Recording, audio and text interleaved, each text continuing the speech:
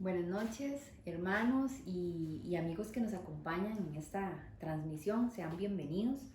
Mi nombre es Tatiana y para los que no me conocen, y hoy tengo el gusto y el placer de poder compartir con ustedes de este estudio.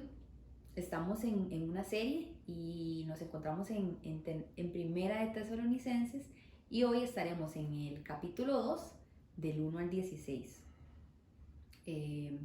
Es una carta muy rica, y en este capítulo 2 encontramos que hay mucho material sobre el discipulado. Entonces vamos a ver qué el Señor nos quiere hablar hoy con respecto a ser un discípulo.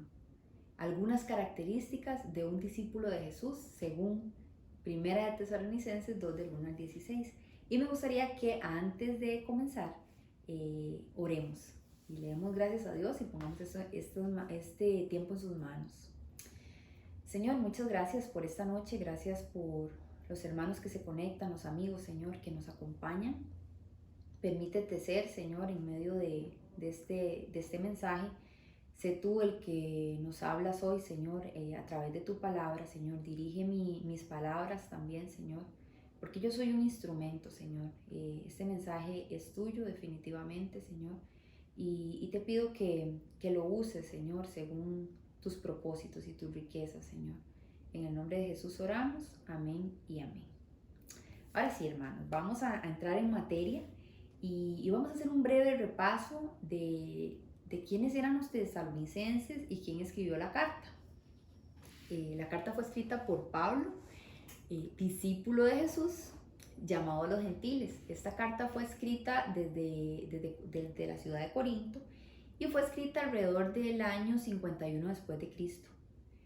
Pablo se encontraba realizando un segundo viaje misionero y estaba acompañado por Silvano, que también es conocido como Silas en la Biblia, y por Timoteo. Y ahora sí, ¿quiénes eran los tesalonicenses? Tesalónica era una iglesia que era admirable.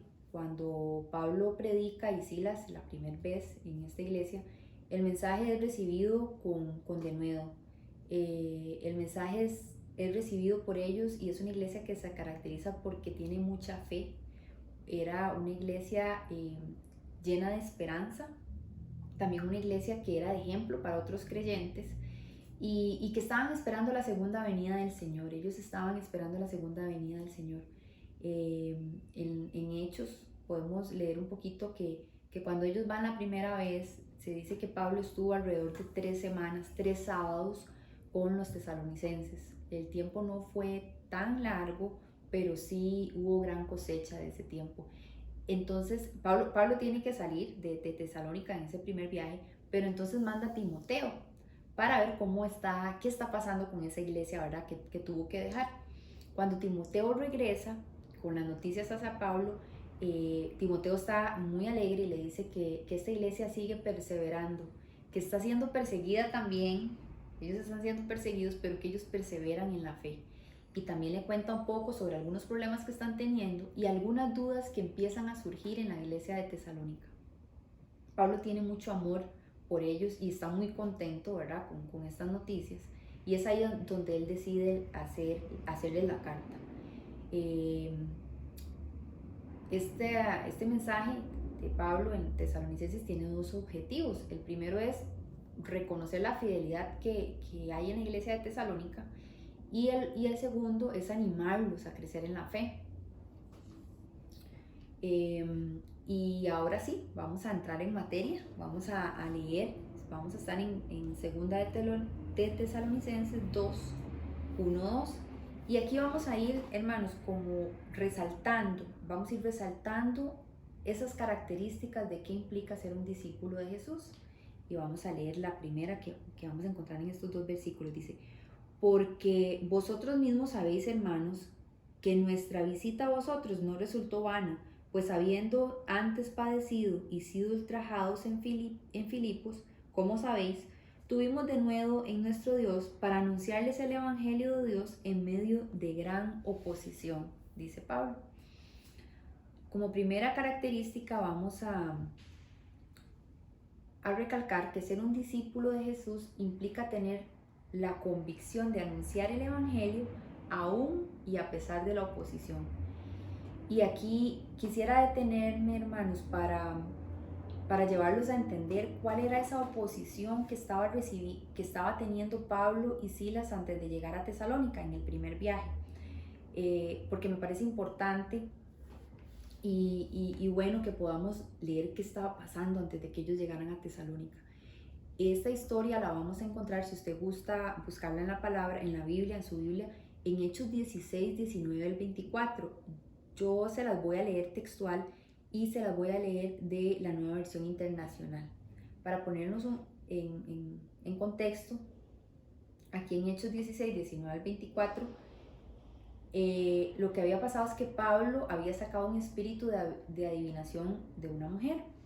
Entonces dice así, ¿qué pasa después? Dice, cuando los amos de la joven se dieron cuenta de que se les había esfumado la esperanza de ganar dinero, echaron mano a Pablo y a Silas y los arrastraron a la plaza ante las autoridades.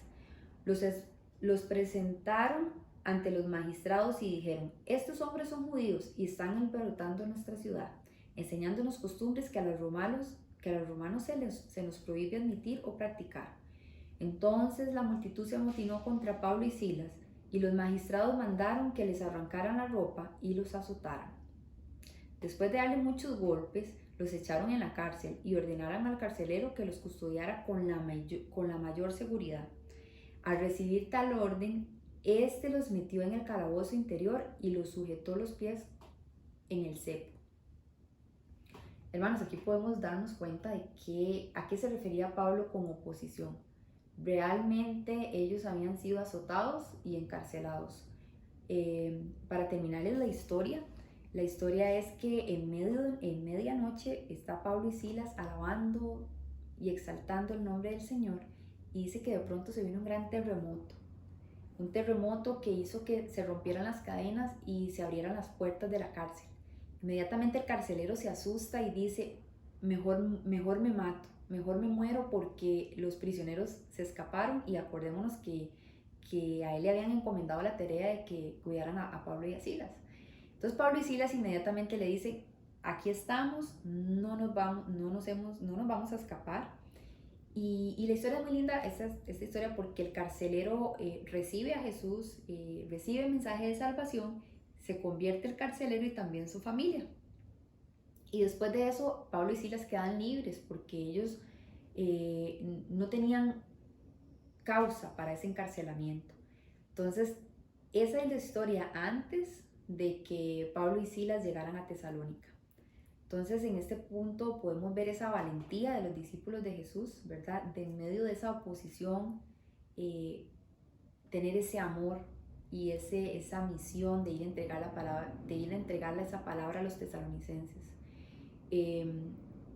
Hoy nosotros no estamos pasando por una persecución como la que experimentaron ellos, aunque en otros países sí, pero muchas veces sí tenemos problemas, situaciones, aflicciones. También tenemos oposición, puede ser de índole ideológica o étnica, laboral también muchas veces. Y la pregunta que nos podemos hacer hoy es, nosotros como discípulos de Jesús, ¿estamos llevando el mensaje del Evangelio a otros, aún en medio de la oposición? Entonces es una pregunta que cada uno nos podemos responder, y también pensar en el poder que tiene el Evangelio. Me gusta resaltar ese punto, que el Evangelio tiene poder. El Evangelio tiene poder tuvo el poder de hacer que Silas y Pablo, aún en medio de esto, pudieran llegar a Tesalónica, y tuvieron gozo ellos de ver el de nuevo con que los hermanos en Tesalónica recibieron la palabra. Entonces, hermanos, recordar que el Evangelio tiene poder, que nosotros somos un instrumento, y que seamos conscientes de que aún en medio de oposición, el Señor nos usa. El Señor nos usa y hace cosas muy lindas cuando las personas reciben su mensaje. Ese es el primer punto. Recordar que ser un discípulo de Jesús implica anunciar el Evangelio aún en medio y a pesar de la oposición. Vamos a continuar leyendo y vamos a ir al versículo 3 y 4, Dice así la palabra del Señor, porque conocemos, hermanos amados de Dios, vuestra elección, pues nuestro evangelio no llegó a vosotros en palabras solamente, sino también en poder, en el Espíritu Santo y en plena certidumbre, como bien sabéis, cuáles fuimos entre vosotros por amor de vosotros. Y aquí poder resaltar, dice, disculpen hermanos, estoy leyendo otro versículo, qué pena. Estoy leyendo otro versículo con razón que no me sonaba. Vamos a ir al versículo 3, disculpen. Dice así la palabra del Señor. Porque nuestra exhortación no procedió de error ni de impureza, ni fue por engaño, sino que según fuimos aprobados por Dios para que se nos confiase el Evangelio, así hablamos, no como para agradar a los hombres, sino Dios que prueba nuestros corazones. Aquí el segundo punto que quiero recalcarles es que ser un discípulo de Jesús implica ser aprobados por Dios. Aquí vemos a Pablo enfatizando en su mensaje que ese mensaje había llegado de una forma verdadera y sana, que venía de Dios, y como punto número 3, que ellos habían sido aprobados y Dios les había confiado a ellos ese evangelio. Entonces aquí me gustaría detenernos en que pensamos en qué significa ser aprobados por Dios. Y esto inicia desde el momento que nosotros reconocemos en realidad que somos pecadores, desde el momento en que nosotros entendemos que estamos separados de Dios por nuestro pecado, ¿verdad? Y que lo necesitamos.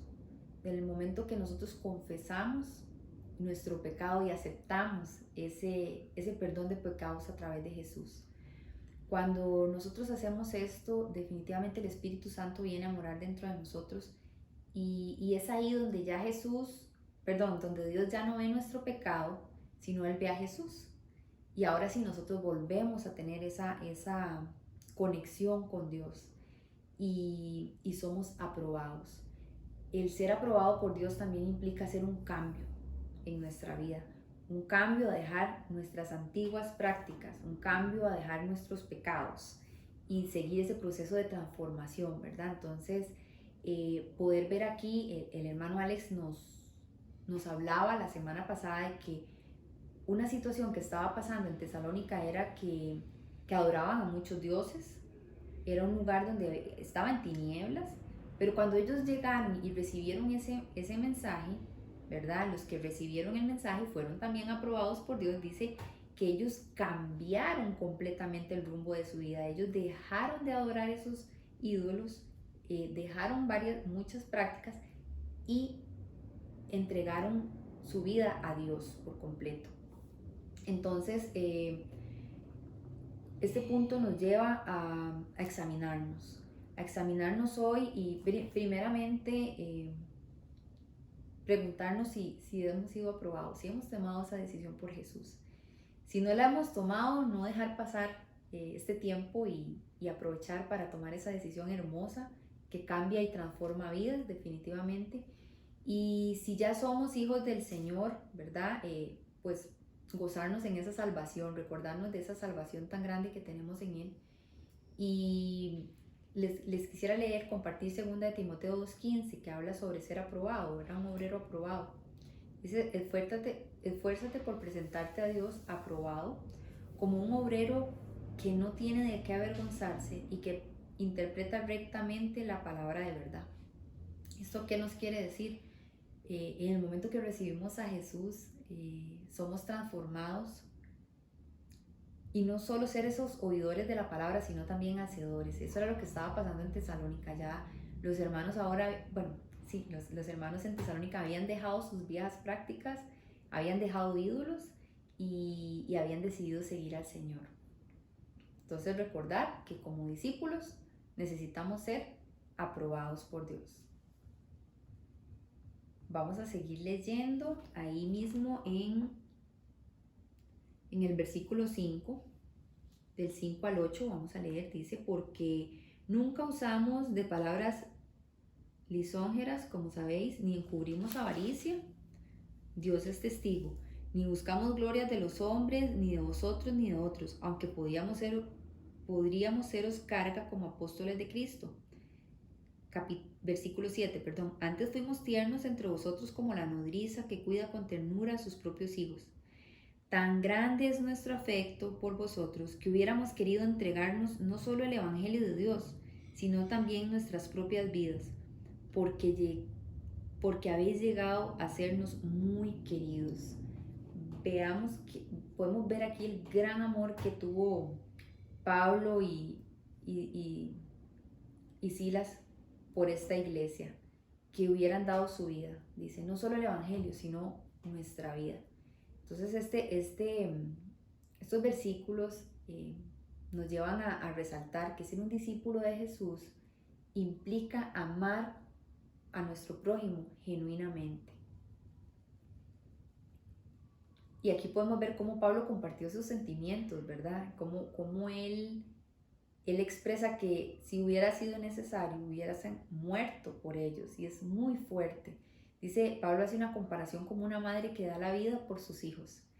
Y podemos ir atrás y decir, ¿y de quién aprendió Pablo? Bueno, de su maestro, de Jesús.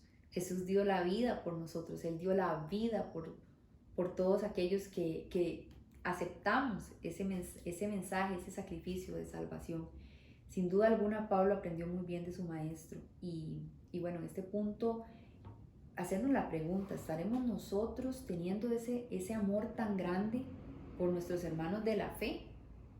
Y no solo los hermanos de la fe, estamos teniendo este amor por los que no conocen de Jesús.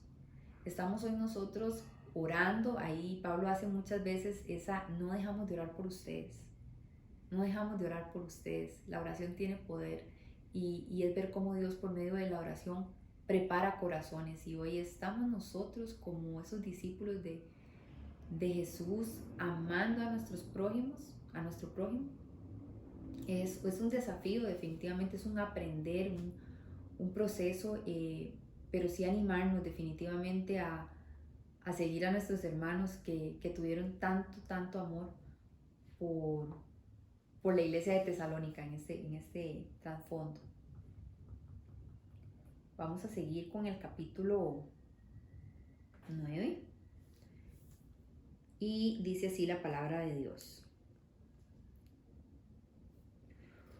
Porque os acordáis, hermanos, de nuestro trabajo y fatiga, cómo trabajando de noche y de día, para no ser gravosos a ninguno de vosotros, os predicamos el Evangelio de Dios. Aquí Pablo, el punto que queremos rescatar es que un discípulo de Jesús implica gozar de un espíritu de servicio y trabajo desinteresado.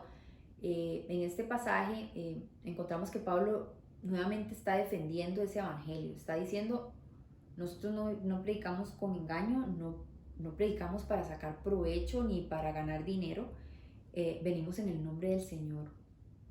Y esta vez lo defiende desde la parte de su sostenimiento, ¿verdad? ¿Por qué? Porque la iglesia de Cristo reconocía la autoridad apostólica que tenía Pablo y esto hacía que él tuviese algunos privilegios. Se consideraba como un privilegio poder brindar hospedaje, alimentación y muchas veces algún tipo de viáticos u ofrendas, ¿verdad? Pero aquí Pablo, como sabía que, es más, de hecho Pablo, les quiero compartir en 1 Corintios 9:14, Pablo valida este tipo de ofrendas o de privilegios que eran para el sostenimiento. Él dice en 1 Corintios 9:14, los que anuncian el Evangelio, que vivan del Evangelio. Él sabía que eso también traía bendición al que sostenía de esta forma el ministerio. Sin embargo, en este caso, sabiendo que el Evangelio de él, que él estaba siendo atacado, que querían sacar murmuración, que querían ver cómo desacreditaban esto, Pablo dice, si esto va a ser de estorbo, entonces nosotros vamos a trabajar. Y él tenía el oficio de hacer tiendas, entonces él hacía tiendas, de esta forma se sostenían, y así dice en el versículo que acabamos de leer, que así no iba a ser gravoso. O sea, si esto iba a estorbar para que el mensaje fuera sano, pues entonces él iba a trabajar. Entonces aquí podemos ver cómo Pablo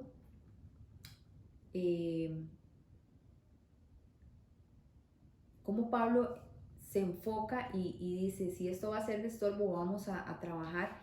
Y esto nos habla mucho, ¿verdad? De cómo una característica de un discípulo de Jesús es el servicio y aquí vimos ese servicio que él tuvo hacia la iglesia en Tesalónica, que hasta tuvo el cuidado, dice, de no ser gravoso, de no ser de molestia.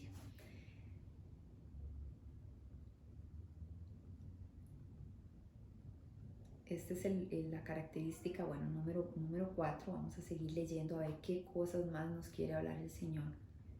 ¿De qué implica ser un discípulo de Jesús? Dice así la palabra del Señor, vamos a seguir leyendo en el versículo 10. Dice, vosotros sois testigos y Dios también de cuán santa, justa e irrepresiblemente nos comportamos con nosotros los creyentes. Ahí él sigue defendiendo, ¿verdad? Ese evangelio que está predicando desde una parte sana. Versículo 11 dice, así como también sabéis de qué modo, como el Padre a sus hijos, exhortábamos y consolábamos a cada uno de vosotros. Dice el versículo 12, y os encargábamos de que anduvieses como es digno de Dios, que os llamó a su reino de gloria. En estos pasajes vemos que ellos acompañaron procesos de vida. Y esto nos lleva al punto número 5, que ser un discípulo de Jesús implica estar dispuesto y disponible para acompañar procesos de vida. Definitivamente cuando vemos la vida de Pablo, él se replicó. Y Timoteo fue uno de esos discípulos, Timoteo, Silas, ¿verdad? Que lo leemos ahí, cómo él se replicó y también cómo podemos ver cómo él se expresa como un padre a sus hijos, exhortábamos y consolábamos a cada uno de vosotros. Y dice que nos encargábamos de que anduvieran como es digno. O sea, le ayudaban a las personas, ¿verdad? Ese pastoreo, ese cuidado. Y a eso nos llama el discipulado a nosotros, ¿verdad? Que nosotros podamos compartir. Al principio vimos que un punto era el poder compartir las buenas nuevas en medio de oposición. Y aquí no es solo compartir. Vean en la preocupación de Pablo, podemos ver la preocupación de Pablo que mandó entonces a Timoteo a ver cómo estaba esa iglesia. No es como que compartí el mensaje y me fui y ya no los veo más, sino más bien me preocupo por ellos, me preocupo por saber si están creciendo en el evangelio, ¿verdad? Y ese debe ser algo que nos caracteriza a nosotros como sus discípulos, cómo nosotros estamos transfiriendo nuestra vida a otros, compartiendo nuestra vida con otros. Entonces vemos cómo también esto requiere sacrificio, requiere tiempo, requiere poder escuchar, poder dar un sano consejo, poder compartir experiencias en las cuales el Señor a nosotros nos ha transformado. Esto sin duda es un testimonio grande para otros, ¿verdad? Entonces, qué bonito. Aquí el Señor nos invita o podemos ver esta característica de un discípulo de poder acompañar procesos, de poder mostrar esa vida en Cristo, esa vida que también va a traer a otros. Definitivamente cuando alguien puede ver la relación que nosotros podemos tener con el Señor y cómo a veces en medio de dificultades podemos tener paz, cómo tantos detalles, tantas cosas que podemos mostrarle a otros y que la gente se va a sentir atraída, va a decir, ¿qué tiene él? ¿Qué es esa paz? ¿O qué es esa alegría? ¿Qué es cómo ese hermano hizo para poder pasar esa prueba? Eso definitivamente marca la vida de otros y los lleva a crecer. Entonces, quisiera leerles 2 de Timoteo 2 para reforzar este punto. Dice que lo que habéis oído de mí ante muchos testigos, esto encarga a hombres fieles que sean idóneos para enseñar también a otros. Y aquí definitivamente como dejarnos esa pregunta, ¿estamos hoy nosotros discipulando? ¿Estamos hoy nosotros compartiendo con otros lo que el Señor ha hecho en nuestra vida? ¿Estamos sacando ese tiempo para ayudar a crecer a alguien, para enseñarle a otros lo que el Señor nos ha permitido aprender? En el momento que nosotros tenemos la salvación, tenemos este mensaje, ya tenemos que ofrecerle a otros, ya tenemos que darle, ¿verdad? Entonces, un desafío o una pregunta que podemos tener aquí en este punto es, ¿estamos nosotros hoy replicando nuestra vida, compartiendo nuestra vida, transfiriendo nuestra vida en otros? Es muy, muy bonito ver acá cómo de verdad Pablo tenía ese amor, esa preocupación y, y como él dice, no dejamos de orar por ustedes, él se preocupaba por ellos para que anduvieran como es digno, dice en el versículo 12.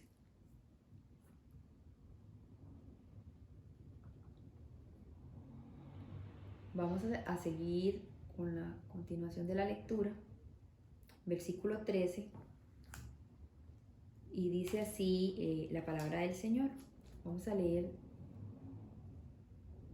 del 13 al 15, dice, por lo cual también nosotros sin cesar damos gracias a Dios de que cuando recibiste la palabra de Dios que oíste de nosotros, la recibiste no como palabra de hombres, sino según es en verdad la palabra de Dios, la cual actúa en vosotros los creyentes.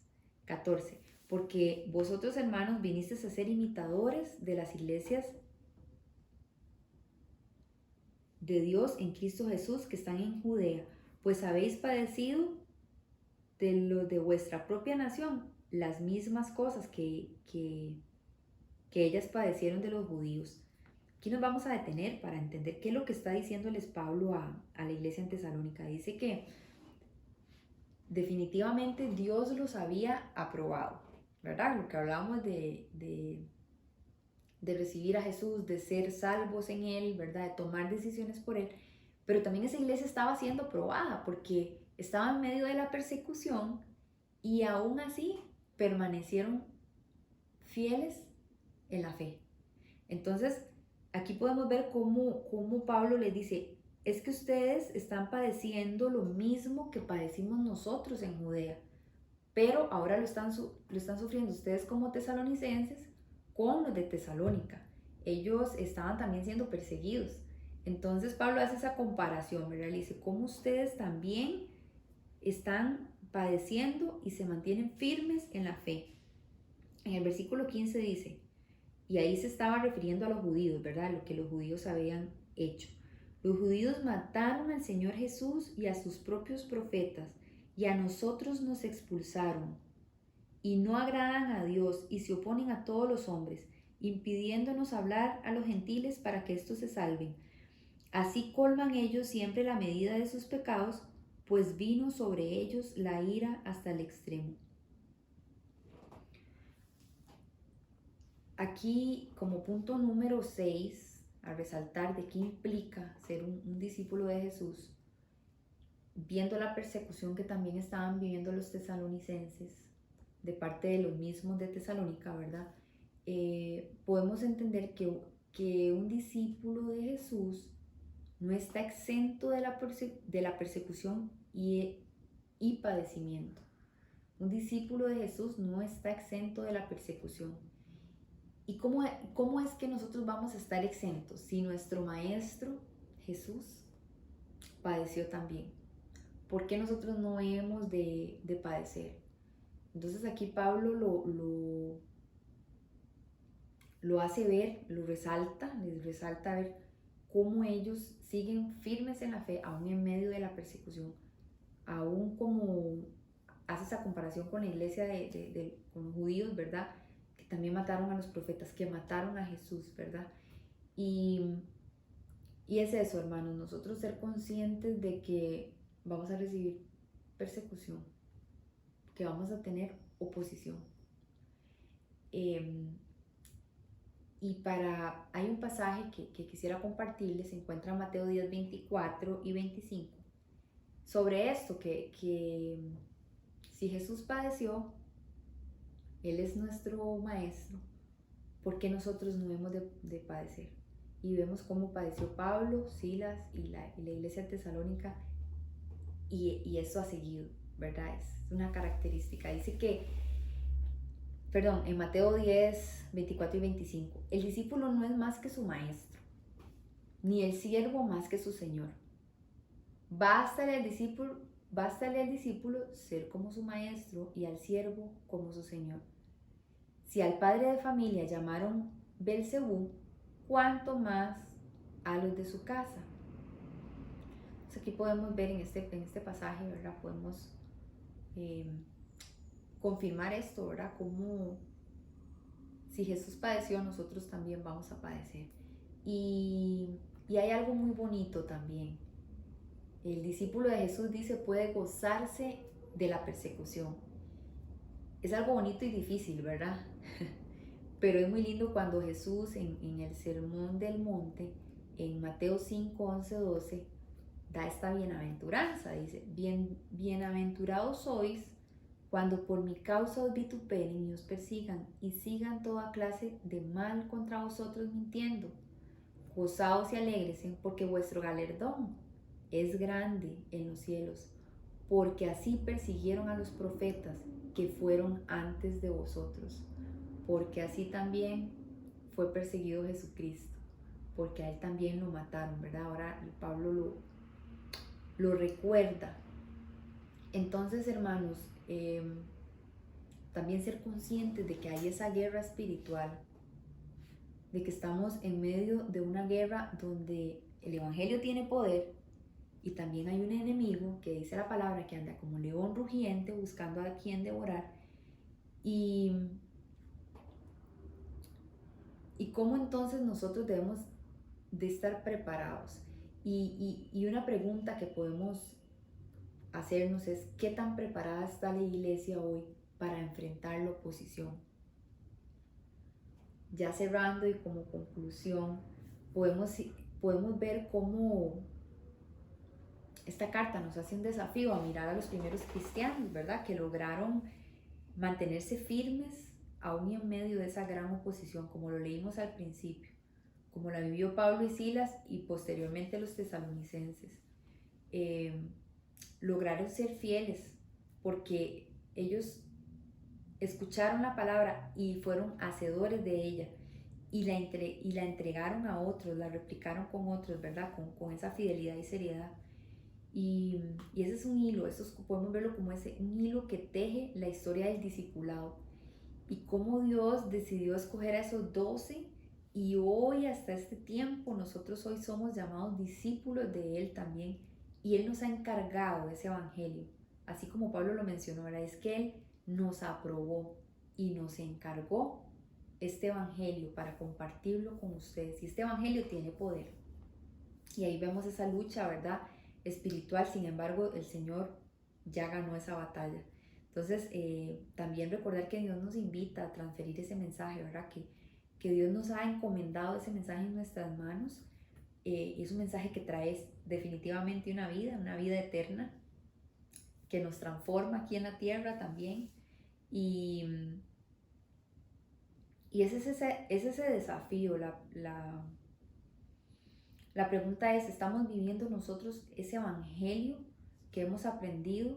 ¿Estamos siendo hacedores de esa palabra?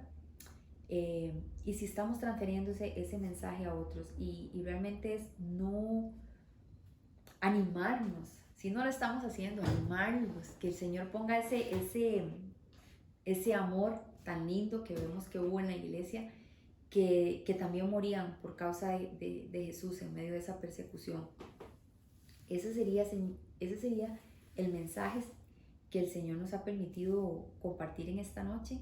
Un mensaje bien desafiante, un mensaje, una exhortación en ese amor también que tiene nuestro Señor.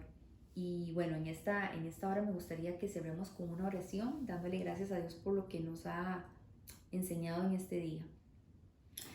Gracias, papá, por este espacio, por este tiempo,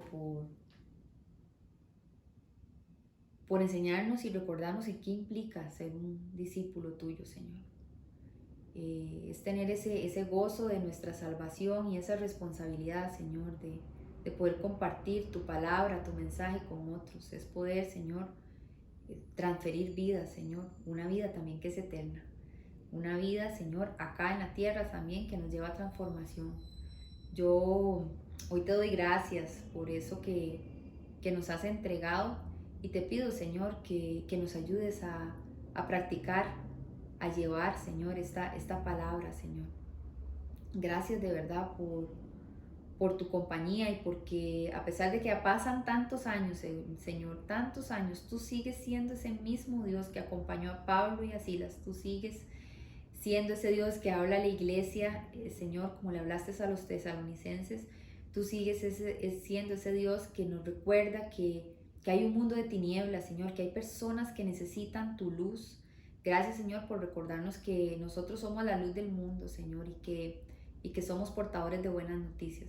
Yo bendigo a mis hermanos también que nos acompañan hoy, Señor, desde casa, desde el lugar donde estén. Los bendecimos, Señor, en el nombre de Jesús.